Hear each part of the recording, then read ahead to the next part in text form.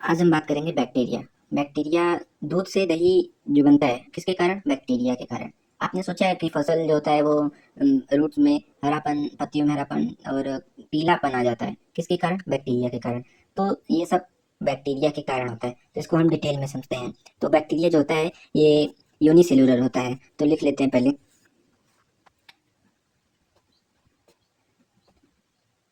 Unicellular prokaryotic होता है, इसमें न्यूक्लियस नहीं पाया, मेट्रोन्यूक्लियस नहीं पाया जाता, और ये इसको माइक्रोस्कोप से देखा जाता है, तो इसको माइक्रोस्कोपिक कहते हैं।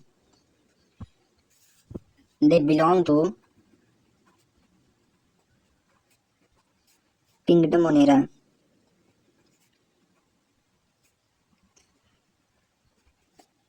मीन्स ये जो बैक्टीरिया होते हैं ये एक कोशिकी प्रोकैरियोटिक सूक्ष्म जीव होते हैं, सबसे सरल और प्राचीन जीवों में से ये हैं। तो प्रोकैरियोटिक का मतलब होता है नॉट न्यूक्लियस, सच्चा केंद्रक नहीं होता। तो अब इसका स्ट्रक्चर देखते हैं कि होता कैसा है इसका स्ट्रक्चर। तो सबसे पहले बात कर लेते हैं इसमें क्या क्या कौन कौन सी चीजें स्ट्रक्चर में इसके पाई जाती हैं। तो लिख ले पहले स्ट्रक्चर ऑफ बैक्टीरिया।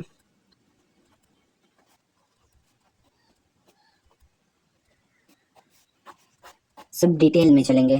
तो पहले बात करते हैं कि सेल वॉल, इसमें जो सेल वॉल होता है वो प्रेजेंट होता है। सेल वॉल, तो अब सेल वॉल इसका बना किससे होता है? पेप्टिडोग्लाइकेन से। तो इसको लिख लेते हैं, मेड ऑफ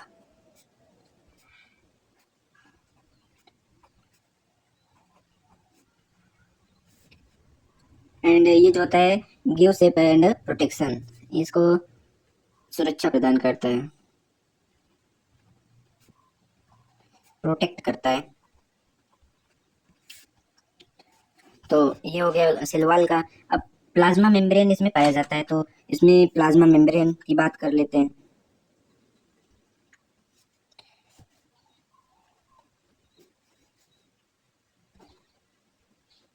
तो प्लाज्मा मेम्ब्रेन जो होता है, प्लाज्मा मेम्ब्रेन है ये बॉडी में एग्जिट सब्सटेंस को एंट्री करने से रोकता है, कंट्रोल करता है, कौन आएगा कौन जाएगा, कौन सा सब्सटेंस आएगा कौन सा बाहर जाएगा। तो ये कंट्रोल करता है, controls entry and exit of substance.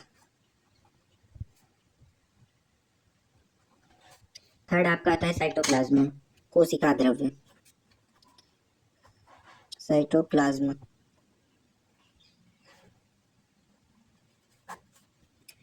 Cytoplasm की बात करें तो इसमें मेम्ब्रेन बाउंड्री ऑर्गेनेल होता है, माइटोकॉन्ड्रिया या माइटोकॉन्ड्रिया होता है, इंडोप्लाज्मिक रेटिकुलम होता है, गोल्जी बॉडी जो होता है वो एब्सेंट होता है।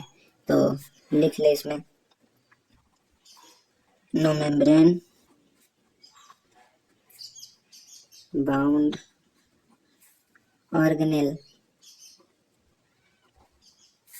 एंड इसमें माइटोकॉन्ड्रिया होता है,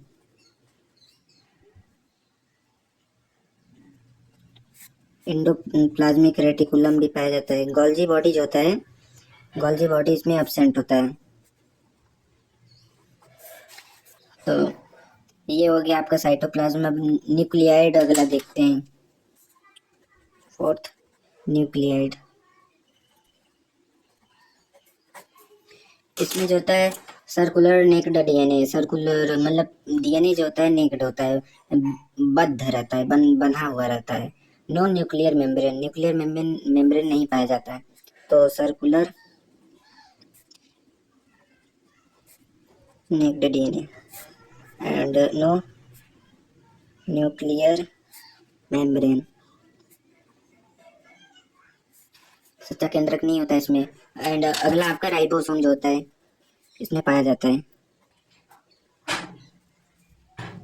राइबोसोम जिसमें होता है 70 टाइप्स का होता है, 70s टाइप। प्रोटीन सिंथेसिस के लिए इसका प्रयोग होता है, तो आप जानते होंगे, फिर भी लिख लीजिए, प्रोटीन सिंथेसिस। एंड आपका सिक्स आता है फ्लैजेला, मूविंग के लिए इसमें फ्लैजेला पाया जाता है। अगला हेडिंग है प्रोकैरियोटिक सेल स्ट्रक्चर।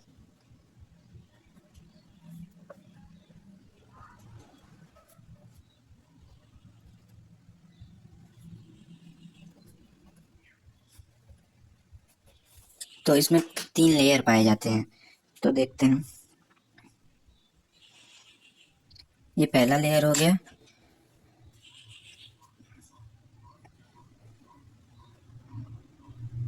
सेकंड आपका ये हो गया,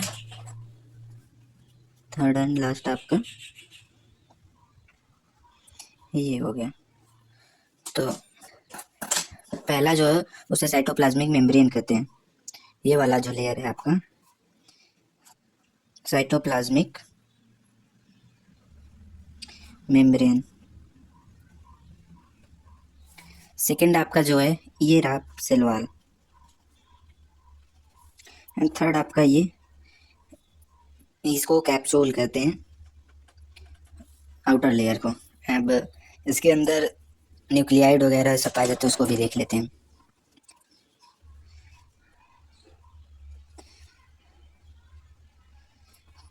तो ये आपका न्यूक्लियाइड हो गया, एंड राइबोसोम भी होता है इसमें, तो छोटा छोटा, तो ये आपका राइबोसोम हो गया। एंड इसके अंदर साइटोप्लाज्म होता है, तो थोड़ा ऐसे देख लेते हैं उसे। तो ये आपका साइटोप्लाज्म हो गया। अब कहता है लास्ट में फ्लैजेला और पिली। तो फिर फ्लैजेला लंबा होता है, 1 या 2 फ्लैजेला पाए जाते हैं, तो हम 2 देख लेते हैं क्या आ जाता है।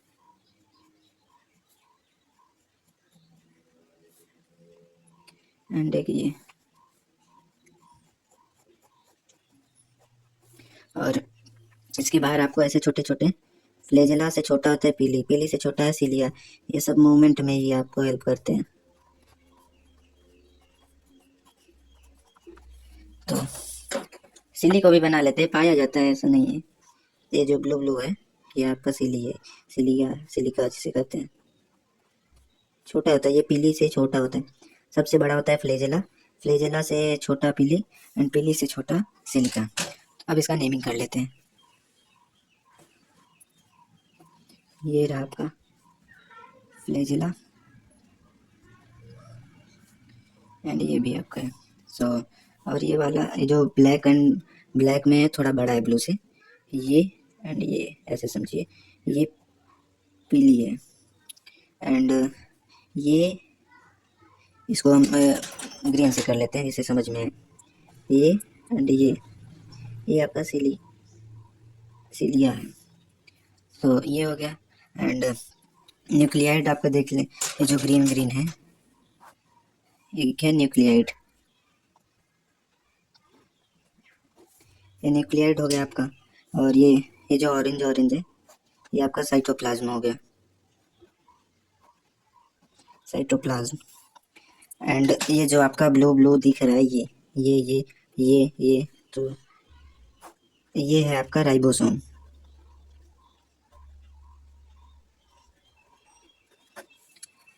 तो ये आपका पूरा एक प्रोकैरियोटिक सेल स्ट्रक्चर पूरा आपका सिंपल वे में एकदम खत्म होता है। अब आगे बढ़ते हैं हम इसके शेप की, मतलब बैक्टीरिया कितने शेप में पाए जाते हैं, कितने तरह के होते हैं, तो उसका एग्जाम्पल भी देखते हैं। अच्छे से देख लीजिए, एकदम क्लियर, कोई डिफिकल्ट नहीं, आराम से समझिए। पहले तो इसमें 3 लेयर होते हैं। पहले लेयर को आप साइटोप्लाज्मिक मेम्ब्रेन बोलते हैं, दूसरा लेयर सेल वॉल हो गया, तीसरा आपका कैप्सूल हो गया। अब इसके अंदर जो होता है न्यूक्लियाइड पाया जाता है, सेकंड राइबोसोम होता है, एंड थर्ड आपका होता है साइटोप्लाज्म। एंड अब इसके मूवमेंट के लिए आप बात करेंगे तो पहले इसमें फ्लैजेला पाया जाता है, सेकंड पीली पाया जाता है, एंड थर्ड आपका आता है सिलिया भी किसी किसी में पाया जाता है, छोटा देखते हैं, क्लियरली देख लीजिए। तो ये आपका हो गया एक मोनेरा प्रोकैरियोटिक का स्ट्रक्चर। अब आगे बढ़ते हैं बैक्टीरिया के शेप की तरफ। Shape of bacteria,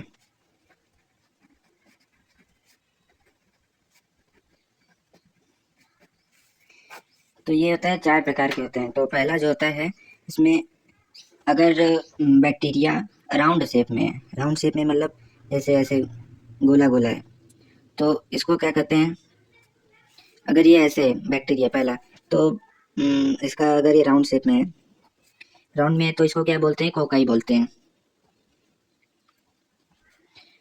and second आपका आता है, अगर ये बैक्टीरिया विब्रियो में, मतलब कि कॉमा शेप में, जैसे कॉमा होता है देखिए, ऐसा रहता है कॉमा शेप।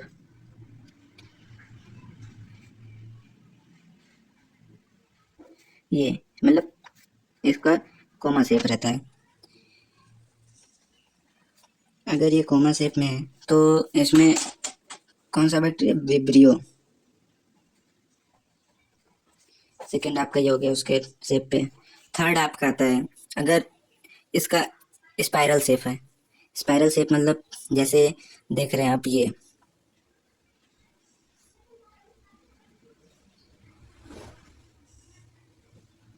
ये हो गया।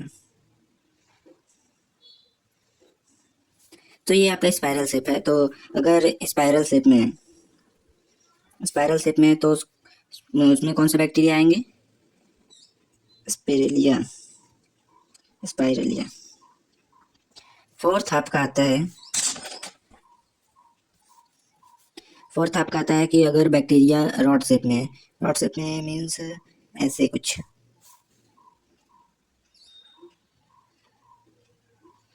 रॉड के जैसे कुछ ऐसा ही।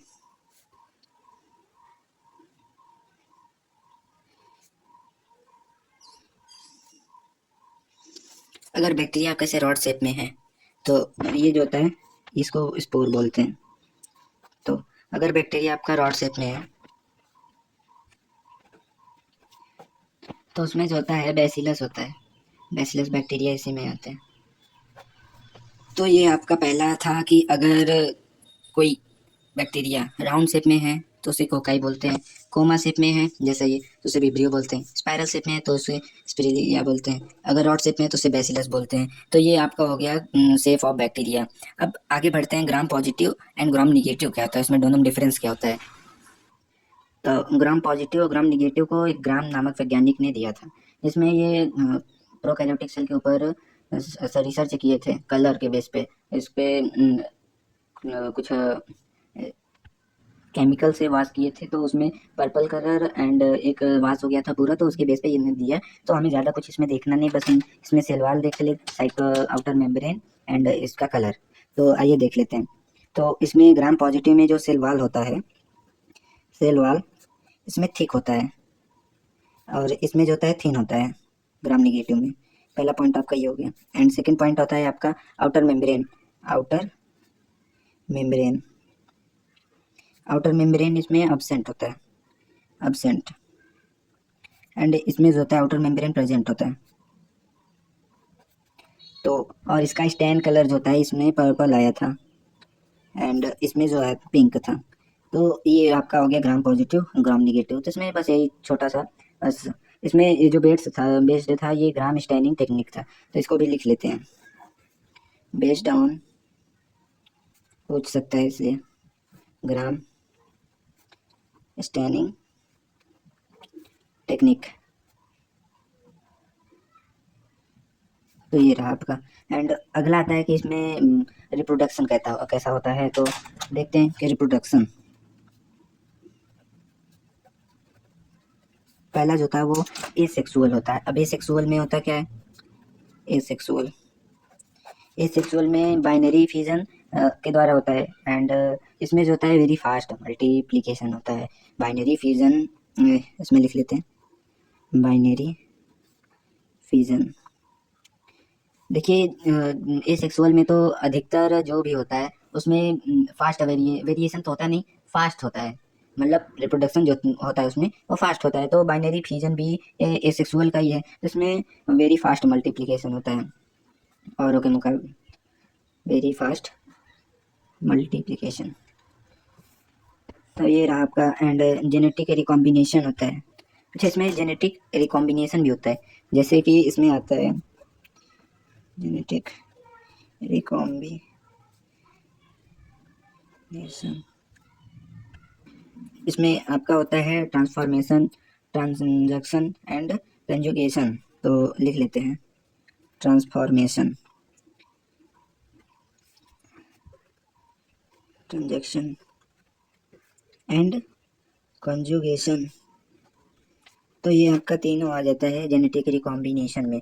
तो अगला आपका आता है कि बैक्टीरिया में न्यूट्रिशन कहता है कैसा होता है। न्यूट्रिशन, बिना न्यूट्रिशन के तो वो रह नहीं पाएंगे, हम करते हैं वो भी करेंगे तभी तो जीवित रहेंगे। तो न्यूट्रिशन उसमें देखेंगे, उसमें जो होता है ऑटोट्रॉफिक होता है, हेटरोट्रॉफिक भी होता है। तो दोनों के देखते हैं दोनों में कैसा रहता है।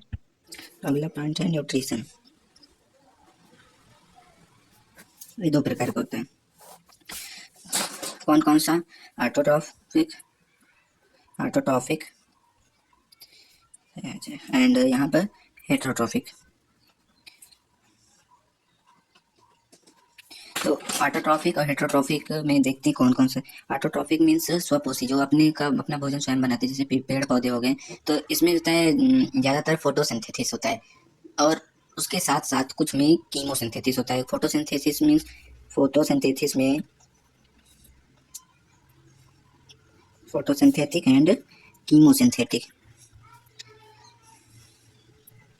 फोटोसिंथेटिक में सनलाइट होता है,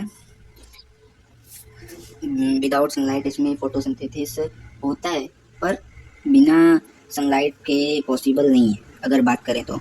एंड वो बाद में सन उसका ही प्रोसेस करके, सन का ही प्रोसेस करके लाइट का वो फोटोसिंथेसिस करता है।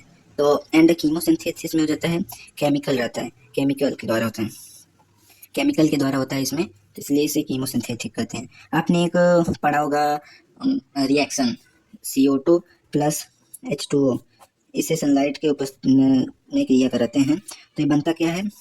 C6H12O6, C6H12O6 एंड साथ में बनता है आपका। तो ये आपका रिएक्शन है, इसमें लाइट रहता है। अब ये लाइट की उपस्थिति में हो रहा है, वहीं कीमोसिंथेसिस में क्या होता है, किसी केमिकल के उपस्थिति में ये प्रोसेस होता है, तो उसे कीमोसिंथेसिस कहते हैं। तो ये डिफरेंस हो गया। अब हेटरोट्रॉफिक में आते हैं, इसमें जो होता है सेप्रोफाइटिक होता है, saprophytic, parasitic, parasitic and last symbiotic. इसमें जो होता है, इसमें भोजन ये खुद से नहीं, ये दूसरे पे डिपेंड होके लेते हैं, तो ये हेटरोट्रॉफिक हो गए। अब बात करते हैं आपके इम्पोर्टेंस इसमें यूजफुल एंड हार्मफुल बैक्टीरिया की। तो बात कर लेते हैं इम्पोर्टेंस की। तो इसमें यूजफुल एंड हार्मफुल की बात कर लेते हैं।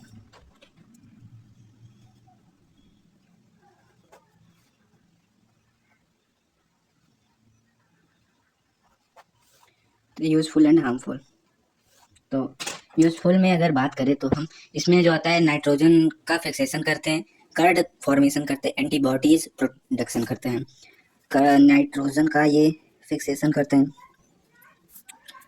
कर्ड, दूध से दही जो बनता है बैक्टीरिया के कारण, लैक्टोबैसिलस होता है उसमें, कर्ड फॉर्मेशन एंड ये एंटीबॉडीज प्रोडक्शन करते हैं। अब बात करते हैं, तो ये आपका यूजफुल में। एंड हार्मफुल में अगर बात करें तो हार्मफुल में tuberculosis, cholera and third typhoid. तो ये आपका हो गया हार्मफुल एंड यूजफुल। कुछ इंपॉर्टेंट पॉइंट्स को नीट की प्रिपरेशन के चलते याद करते हैं। इसको इम्पॉर्टेंट पॉइंट अगर इतना याद रखते तो बाकी का ये सिलेबस आपका कवर हो जाएगा।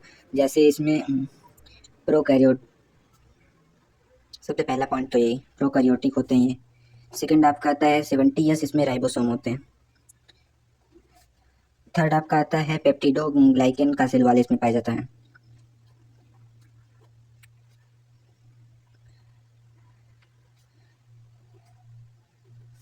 एंड फोर्थ आपका आता है, इसमें बाइनरी फ्यूजन होता है रिप्रोडक्शन में, ये सेक्सुअल होता है इसमें।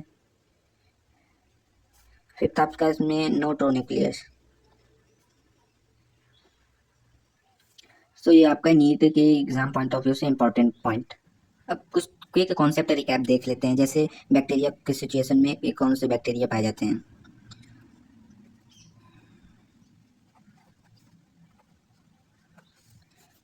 तो इधर आपका कर्ड हो गया, कोलेरा हो गया, थ्रोएट इन्फेक्शन में एंड नाइट्रोजन फिक्सेशन में, नाइट्रोजन फिक्सेशन में। तो इसमें कर्ड में जो आपका पाया जाता है लैक्टोबैसिलस बैक्टीरिया होता है, लैक्टोबैसिलस। कोलेरा में आपका पाया जाता है vibrio, vibrio cholera. And throat infection में आपका स्ट्रेप्टोकोकस, स्ट्रेप्टोकोकस पाया जाता है इसमें। एंड लास्ट आपका नाइट्रोजन फिक्सेशन में राइजोबियम पाया जाता है। तो ये आपका के कॉन्सेप्ट रिकैप जो है ये इम्पोर्टेंट एंड ये नीट इम्पोर्टेंट पॉइंट, ये दोनों आप बहुत ही अच्छे तरीके से याद कर लीजिए, बहुत ही कॉन्सेप्चुअल। रटना है तो रट भी लीजिए, कोई नहीं, बस याद होना चाहिए। बैक्टीरिया में भी कुछ स्पेशल टाइप के बैक्टीरिया होते हैं, तो हम उनको भी थोड़ा देख लेते हैं, जैसे कहीं भी एग्जाम में पूछा जाए तो आप क्लियर रहें, डाउट में ना जाए। तो स्पेशल टाइप्स में आप देखते हैं, तो पहला आपका आता है साइनोबैक्टीरिया। साइनोबैक्टीरिया जिसे BGA कहते हैं, means blue green algae, blue green algae. बहुत से लोग इसमें एल्गी देख के ही कंफ्यूज हो जाते हैं कि ये बैक्टीरिया तो हो ही नहीं सकता, पर इसको बैक्टीरिया के अंदर ही रखा है। तो इसमें आप क्लियर रहिए, अब डाउट नहीं आना चाहिए कि cyanobacteria and blue green algae ये अलग है। तो ज़्यादातर क्वेश्चन में ब्लू ग्रीन एल्गी ही करके देता है, क्योंकि आप एल्गी समझ के उसे एल्गी में टिक कर देते हैं, जबकि होता है वो बैक्टीरिया। तो इसका एक एग्जाम्पल होता है नॉस्टॉक। नॉस्टॉक ये नाइट्रोजन फिक्सेशन करता है, फिक्सिंग। तो ये हो गया। एंड एक आप कहता है स्मॉलेस्ट लिविंग सेल, ये बहुत ही इम्पोर्टेंट है। स्मॉलेस्ट लिविंग सेल मीन्स ये क्या होता है, ये होता है माइकोप्लाज्मा। हाँ, इसे बोलते हैं माइकोप्लाज्मा, याद रखना। आप पूछा जाता है सबसे, इसमें सेल वाल नहीं पाया जाता, सबसे लिविंग में सबसे स्मॉलेस्ट सेल है। तो ये इम्पॉर्टेंट है, एग्जाम पॉइंट ऑफ व्यू से ये पूछा भी गया है और पूछा भी जाएगा। तो इसमें नो सेल वाल पाया, सेल वाल इसमें नहीं पाया जाता है। तो ये आपका हो गया स्पेशल टाइप में। नीट इम्पॉर्टेंट पॉइंट कि concept recap and special type बहुत ही इम्पोर्टेंट है। अच्छा, ये क्विक कॉन्सेप्ट में आपका एक टीबी जो होता है, टीबी इसमें आपको पाया जाता है माइकोबैक्टीरियम, तो इसको भी लिख लेते हैं, माइकोबैक्टीरियम। एंड एक आपका होता है थाइफॉइड, थाइफॉइड में आपका सैल्मोनेला रहता है, एक इसको भी आप लिख लीजिए, थाइफॉइड। इसमें जो होता है सैल्मोनेला, तो ये आपका इम्पोर्टेंट। एंड एक आप रूट नोडल्स में लिखते हैं, एक नाइट्रोजन, ये जो होता है ये आपका रूट नोडल में भी रहता है, लिख लीजिए रूट नोड्यूल। ये राइजोबियम जो होता है ये आपका नाइट्रोजन फिक्सेशन में भी रहता है एंड रूट नोड्यूल में भी रहता है। तो ये आपका बहुत ही इम्पोर्टेंट है, इसको हम ऐसे कर लेते हैं।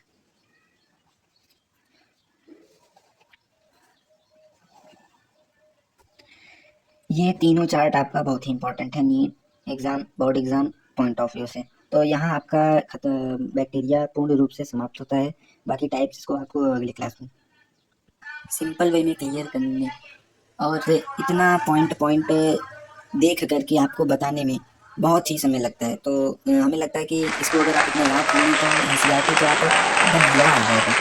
धन्यवाद।